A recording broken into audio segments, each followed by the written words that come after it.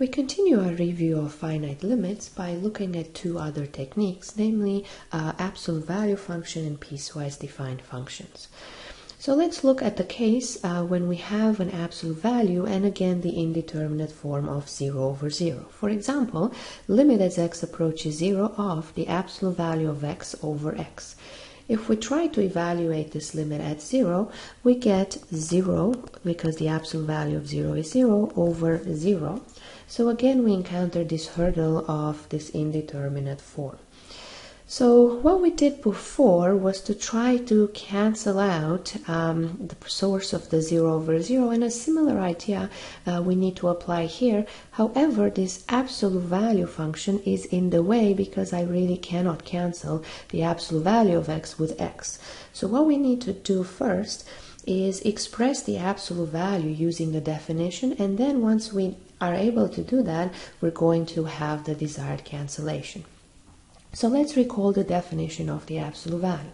So what does the absolute value do? If I have a positive number, say the absolute value of 3, then the absolute value does nothing to it, namely it just leaves it alone and gives us back 3. On the other hand, if I have the absolute value of a negative number, say negative 2, then we know that the absolute value makes that number positive, so we're going to have 2 for our answer. Now, what is a nice operation that I can apply to this negative 2 to turn it into 2? Well, the absolute value of negative 2, we can write it as a minus in front of the negative 2, and the minus cancel out and give me 2. So we're now going to express this in general for an arbitrary x, and we distinguish between the two different cases we talked about. Namely, if x is greater than or equal to 0, then the absolute value of x is going to do what? Well, what did it do to the positive number 3? Nothing. It gave it just back to us. So the absolute value of x is just x for a positive x. On the other hand, if we're dealing with a negative x value, for example, we had negative 2 here. Well, what did it do? Yes, it made it positive, but how? You had the negative 2 and it put a minus in front of it. So we're going to write down that the absolute value of x is negative x if x is less than 0. So with the way this function behaves is as follows. To the right of 0, namely for the positive x values, the absolute value of x is simply going to take on the rule of x, and to the left of 0, namely for negative x values, the absolute value looks like negative x. So now what we want to do is use this idea to try to compute this limit at 0 of the absolute value of x over x. So as I said before, what we're going to do, and this is the main idea, is to try to write out what the absolute value of x in the two cases. Namely, we're going to look to the right of 0, namely for positive x values, and to the left of 0, and see that the absolute value can be rewritten using the definition. So let's have the limit as x approaches 0 from the left of the absolute value of x over x, and the limit as x approaches 0 from the right of the absolute value of x over x. Well, if I approach 0 from the left, I'm going to do so through negative values. So the rule I'm going to use in that case is negative x. So I can simply replace my absolute value by negative x.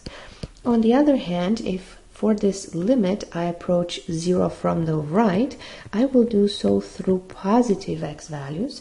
So I can replace the absolute value in this expression by just x.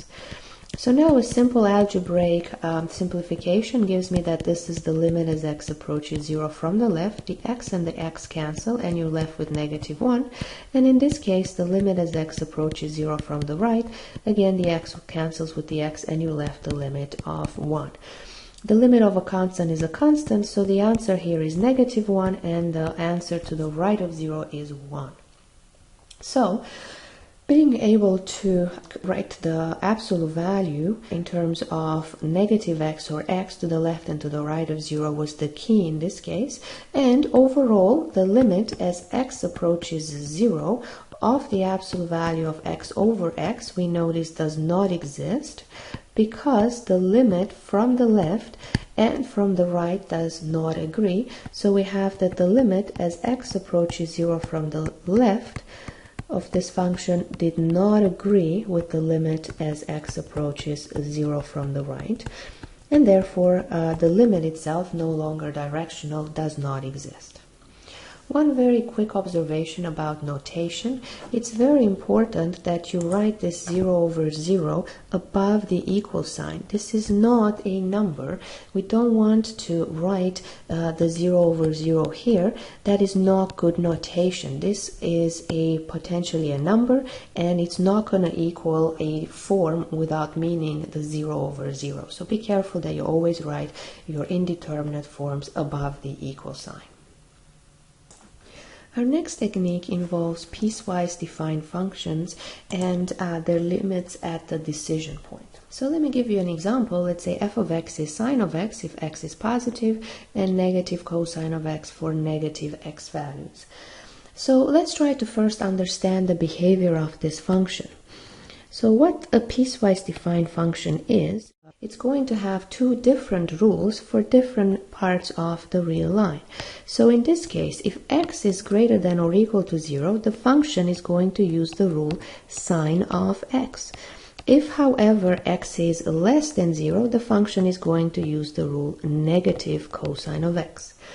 So, for example, if you're trying to evaluate your function, say at pi over 2, which is a positive number, f of pi over 2 is going to be plugged into the rule corresponding to this piece of the real line, namely into sine.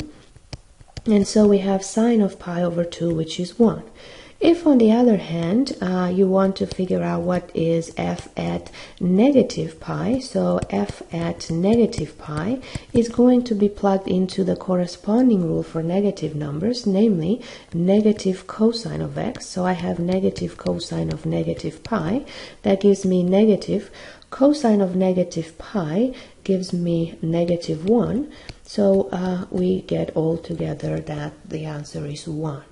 Finally, what happens at 0? Where do I evaluate 0 into?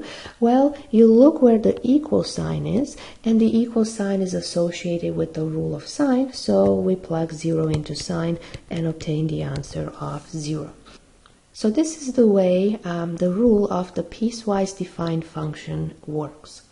So now if I ask you to compute the limit, as say x goes to the decision point 0 of f of x, then we have a problem, because as I approach 0 from the left, I'm going to be using the rule negative cosine of x. On the other hand, if I approach 0 from the right, then the rule changes and I should be using sine of x. So which rule should I use around 0? Well, we're going to look to the left and to the right of 0, and that's going to solve the problem for me, because if I am to the left of 0, then I will use the rule negative cosine of x. And so I obtain cosine of 0 is 1, and so I obtain the answer of negative 1. On the other hand, if I look to the right of 0 for f of x, then I'm approaching 0 through positive numbers, so now I should be using the rule that corresponds to positive x values, namely sine of x, and sine of 0, when I evaluate this limit, is 0. So the idea when you have a piecewise defined function and you need to compute the limit, and this is important, at the decision point, then all you have to do is look to the left and to the right of the decision point and write out the rules that correspond to those two pieces of the real line. And you're going to be able to compute the limit simply by evaluating. In this case, we note that the limit as x approaches 0 of f of x does not exist, because the limit from the left is negative 1 and the limit from the right is 0, so they don't agree.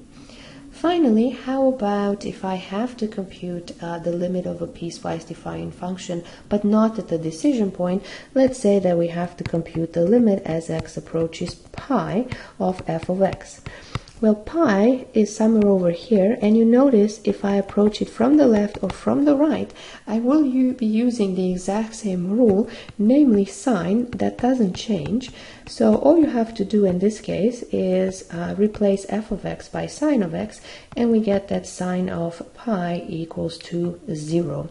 And that's the answer for this limit. So it's only at the decision point that you need to look to the left and to the right of the decision point. At all other points, you just need to determine which rule you need to use.